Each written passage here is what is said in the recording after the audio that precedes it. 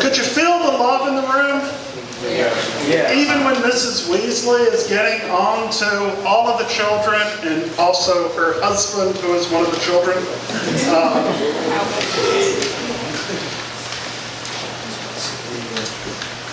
When we're children, at first all we need to do in life is let someone love us and care for us. And we respond with nothing but smiles and laughter. And we take delight in their love in us. Even though we don't have conscious memories of what it's like to be an infant, this shapes our lives. One reason I personally believe in infant baptism, people sometimes tell me that it's not any good because you don't remember it. It's like the most important day of my life was the day I was born and given to loving parents. And I don't remember it, but it shapes me. But as we grow, we learn to give love back to our parents. We begin with touching them, talking to them, sharing our lives with them. We also learn how to show love to surrogates, to things that aren't even human. We take care of our dolls and our toys. If we have pets, we learn to care for them. We pet them, play with them, and feed them. We show them that they are important to us. If we have brothers and sisters, we learn to love them as well. Even though they may make us angry sometimes, we still love them and care about them. No one can make me angrier than my big brother. I once got so angry at him, I threw an iron skillet at him. Luckily, I missed him. But when he left to join the army, I grieved for him. And even though we do not see each other very often, just a couple of times a year, when I was in Cuba and learned that he was in the hospital for heart surgery, we were connected. We still love each other. We got another clip from the Order of the Phoenix, which shows some contrast. Here, do I have this one? No. I skipped this one, Yes. didn't I? I changed the program, sorry, Brian. That's right, I decided I didn't need that one. Now, many people never grow beyond their love of family. But the Bible doesn't call us to just love our family and those who are related to us. When Jesus is really challenged and challenges people on what is the whole essence of biblical teaching, it is to love our neighbors as ourselves, not just to love our brothers and sisters. I think that the church is a community of divine love where we experience what it means to be loved by God and other people. I deeply value the love that people in my church showed to me when I was growing up. My father could be a difficult person, and it was really nice that in church I had all these other men who acted as father to me and showed me they cared about me. As we grow older, we learn even more about love. I did not fully understand love, or at least not as completely as I do now, until the day my first daughter was born. And I was quite young. I was only 22. She was born my senior year of college. And I don't know if y'all have seen film of childbirth or heard anything about it. But it was, been there. It's not a pleasant experience. I'm standing in this room with my wife, who is literally screaming and nearly breaking my hand. I'm covered with sweat. She's covered with sweat. And then there's all this blood and fluid. And you see this strange-looking thing.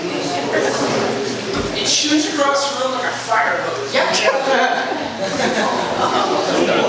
And then they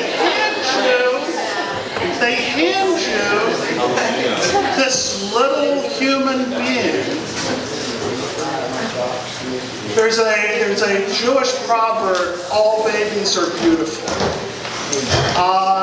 no matter what they look like, because you take this little life in your hands and you realize that her whole life and future depends on you.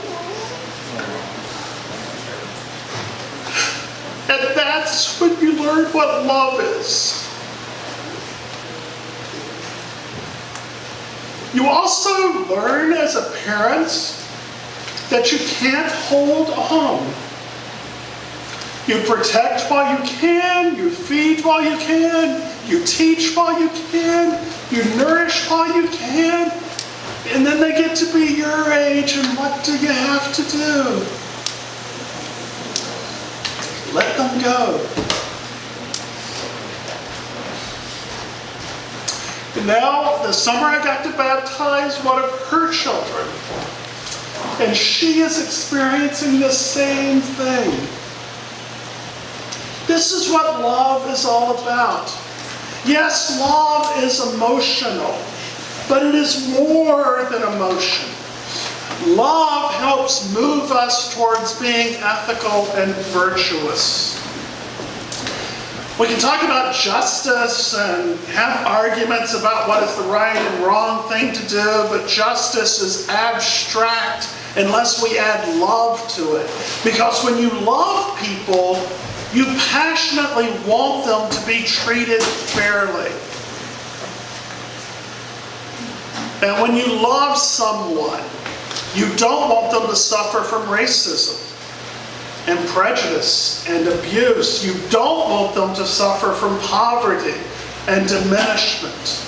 You want them treated fairly, and you work for that. Love gives you courage.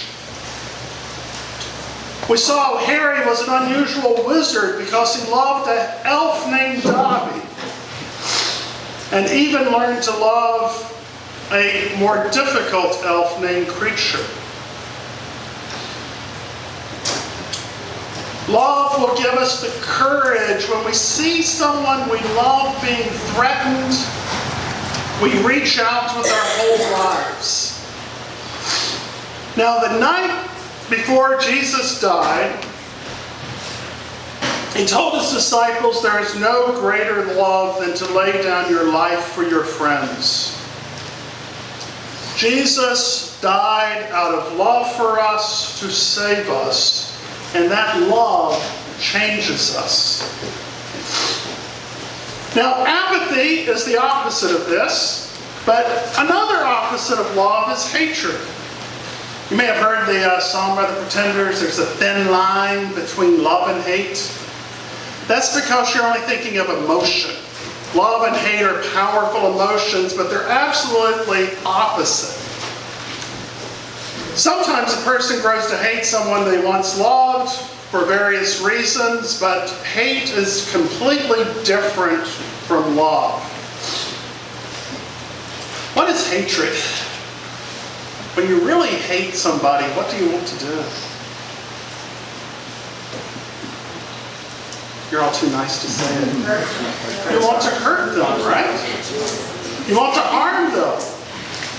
Ultimately, you want to destroy them. And in the Harry Potter movies, Voldemort is a creature of hate. We'll talk more about him.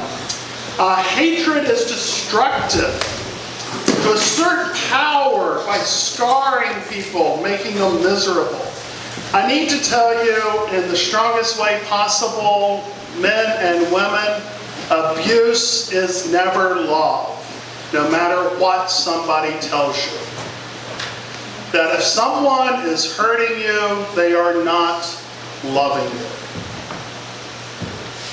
It is impossible to love someone while being violent to them or seeking to harm them, because the essence of love is to seek the good of someone else, even when it costs you something.